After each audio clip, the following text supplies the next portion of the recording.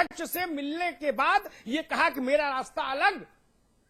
उस दिन जगन रेड्डी, उसके 72 घंटे के भीतर जगन रेड्डी के 22 ठिकानों पर छापे पड़ गए, 72 घंटे के भीतर।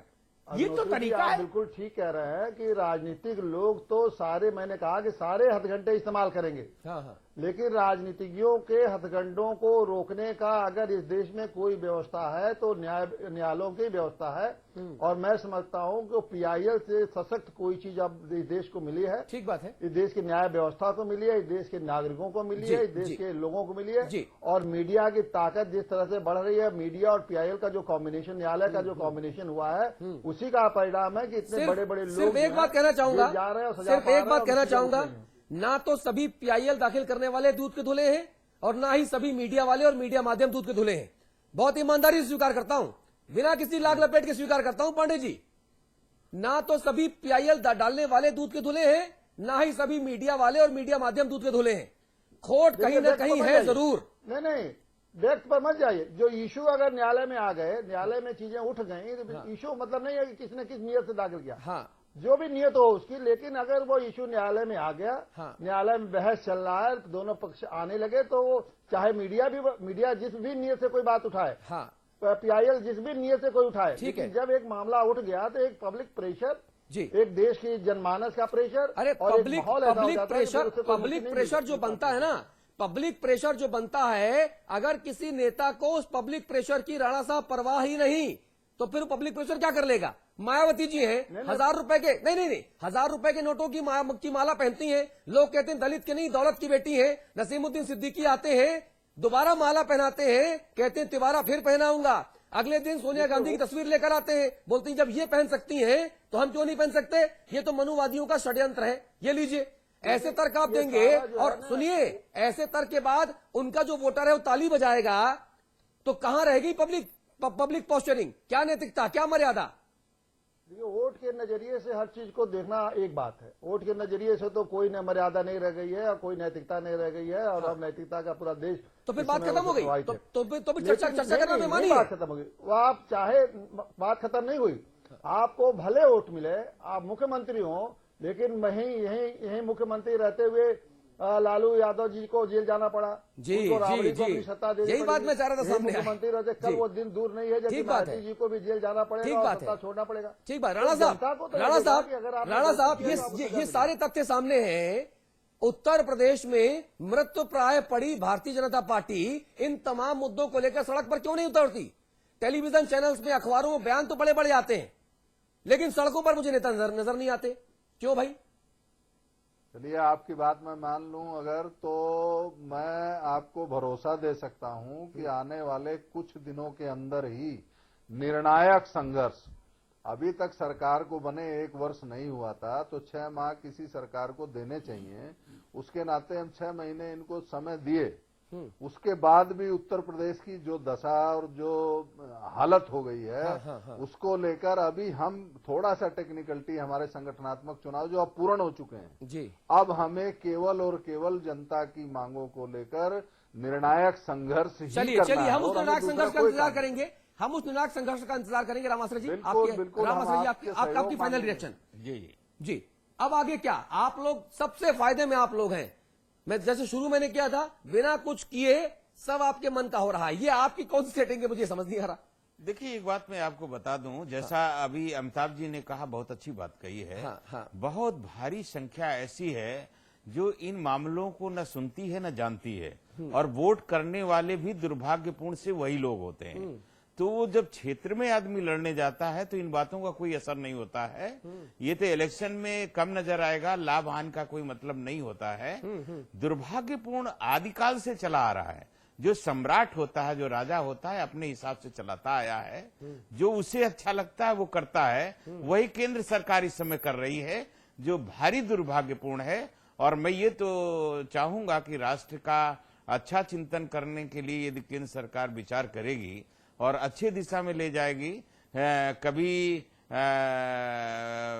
पक्षपात रवैया नहीं अपनाएगी, तो निश्चित रूप से इनके सम्मान में बढ़ोतरी होगी। नहीं तो राम राज्य की परिकल्पना, मुझे ऐसा लगा किसी ने रामायण से राम राज्य की परिकल्पना 2 लाइन पढ़ दी हो आपके, और आपके मुख से मुखरित हो गई। अमिताभ जी, संवाद की टिप्पणी।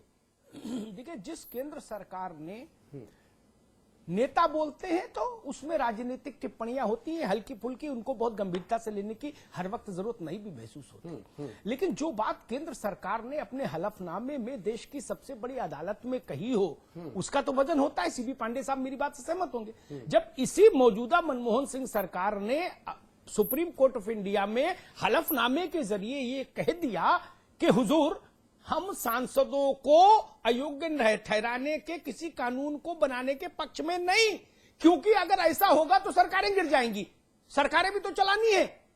तो जो सरकार ये मान ले कि कितना भी बड़ा पापी संसद में रहे उसको हटाओ नहीं, क्योंकि थिन मेजॉरिटी का काल है ये, और वो संख्या 274 की है। अगर 274 भी दोषी अपराधी हैं, आरोपित हैं, तो उनको रहने दीजिए, वो संसद का फैसला करे। तब उसमें जब मैं अचानक सुनता हूं कि आज मायावती के खिलाफ सरकार सक्रिय, दूसरे दिन सुबह अखबार में पढ़ता हूं आज मुलायम सिंह के खिलाफ सक्रिय, परसों लालू यादव के खिलाफ सक्रिय, फिर मैं देखता हूं कि लालू यादव 10 जनपद पर डिनर में शामिल, प्रधानमंत्री के साथ भोज में शामिल, तो मैं इस घालमेल को पढ़ के चकरा जाता हूं कि अजब मजाक है। असल में क्या है, आप चूंकि सरकार में है तो आपके हाथ में डमरू है और आपके हाथ में 5-7 नकेल हैं। अब आप मदारी हैं और आप उनको चाहिए ऐसा नचाते हैं। राष्ट्रपति का चुनाव आ जाए तो 2 की नकेल खींच देते हैं, 2 को ढील दे देते हैं, आपका प्रत्याशी थ्रू हो जाता है। न्यूक्लियर डील आती है, ऐसे ही आप करते हैं। समाजवादी पार्टी के प्रथम प्रवक्ता ने इस बात को ऑफिशियली कहा कि हमारे नेता को सीबीआई के जरिए धमकाने की कोशिश कर रही कांग्रेस।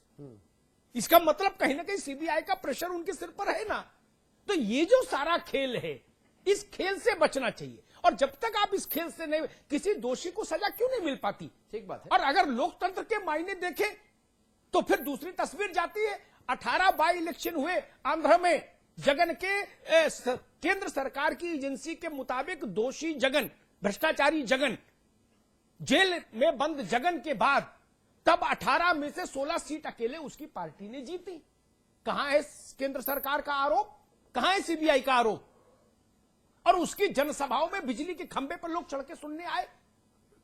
अगर ये स्थिति है तो देखना होगा, ये पिक एंड चूज नहीं चलेगा।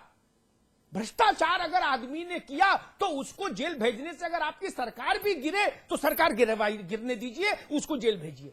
क्या ऐसा साहस है? नहीं है साहस। सीबीआई ने जितने धतकर्म इस देश में पिछले 20 सालों में किए, किसी एजेंसी ने नहीं किए। पीडब्ल्यूडी डिपार्टमेंट ने भी उतना गुलगपाड़ा नहीं किया इस देश में, जो सबसे ज्यादा जिसको हम लोग कहते हैं भ्रष्ट है। ये पुलिस, जिस पर भ्रष्टाचार के सबसे ज्यादा आरोप लगते, जितना इस देश के साथ अन्याय सीबीआई से करवाया गया। और सीबीआई के अधिकारी दोषी नहीं, वो पपेट हैं, वो पपेट हैं। अखंड प्रताप सिंह का मामला आता है तो दूसरा निर्देश, नीरा यादव का मामला आता है तीसरा निर्देश। एक आईएएस अधिकारी को सजा दे देता है हाईकोर्ट, उत्तर प्रदेश की सरकार कहती नहीं हम इसी को नियुक्त सचिव रखेंगे। क्या कर लेगा हाईकोर्ट?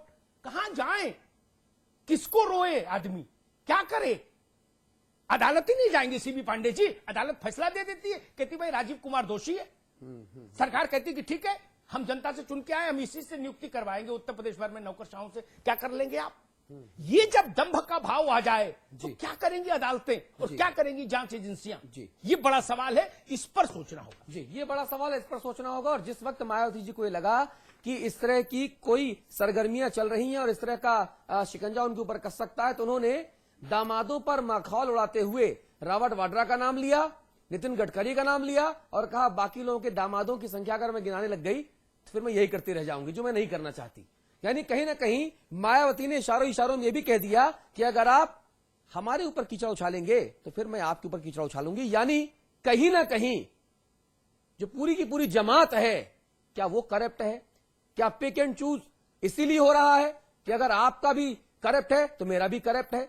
अपने को कैसे बचाया जाए और आपको कैसे फंसाया जाए? क्या इसलिए पिक एंड चूज हो रहा है? इस बात का जो जवाब है वो केंद्र सरकार को देना ही होगा, सीबीआई को देना ही होगा। और दुर्भाग्य यह है कि अभी तक ना सीबीआई से और ना केंद्र सरकार से किसी भी प्रकार का कोई जवाब मिल नहीं रहा। बहुत धन्यवाद सीबी पांडे साहब, बहुत शुक्रिया राणा जी, रामेंद्र कुशवाहा जी, बहुत शुक्रिया आपका। मंत्री बनने के बाद पहली बार आप हमारे स्टूडियोज में आए हैं। उम्मीद करते हैं कि यह सिलसिला आने जाने का जो प्रेम स्नेह है ये लगातार ऐसे ही बना रहेगा और जो बात आप कहें वो हमारे स्टूडियोज के तुरंत बाहर निकल के पूरी भी हो, शुभकामना के साथ कि बहुत अच्छा काम करें सरकार में और आम लोगों के भले के लिए। बहुत धन्यवाद आपका। अमिताभ जी आप बने रहेंगे। छोटा सा ब्रेक ले रहे हैं, ब्रेक के उस पार खबर उत्तराखंड से।